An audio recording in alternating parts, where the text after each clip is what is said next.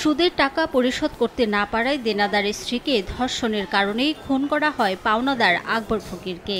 অভিযুক্ত বাবু সর্দারকে গ্রেফতারের পর বেরিয়ে আসে চাঞ্চল্যকর তথ্য।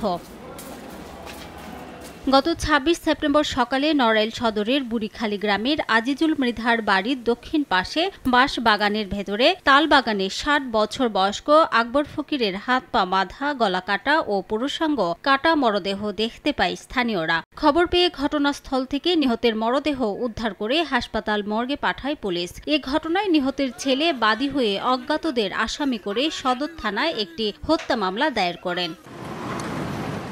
আকবর হত্যার কারণ অনুসন্ধানে ও আসামিদের গ্রেফতারে মাঠে নামে জেলা ডিবিসহ পুলিশের একাধিক টিম। গ্রেফতার করা হয় প্রতিবেশী দেনাদার বাবু সর্দারকে। সোমবার দুপুরে জেলা আদালতে তোলা হলে হত্যার দায় স্বীকার করে জবানবন্দি দেয় তিনি। বিকেলে সংবাদ সম্মেলনে এই তথ্য নিশ্চিত করেন পুলিশ সুপার। এ সময় তিনি জানান, দীর্ঘ ১৫ বছর আগে প্রতিবেশী আকবর ফকিরের কাছ থেকে ১০,০০০ টাকা সুদ চুক্তিতে ঋণ নেন বাবু সর্দার। চুক্তি মোতাবেক টাকা পরিশোধ না করায় ঋণের জালে পেঁচিয়ে বাবুর স্ত্রীকে দীর্ঘদিন ধরে ধর্ষণ করে আসছেন আকবর। এরই জেরে খুন করা হয় তাকে। সুকৌশলে ভিকটিম আকবর ফকিরকে কোমল পানীয়ের ভিতর ২০টি অ্যালার্জির ওষুধ মিশ্রিত করে সে ভিকটিম আকবর ফকিরকে এটি খাওয়ায়।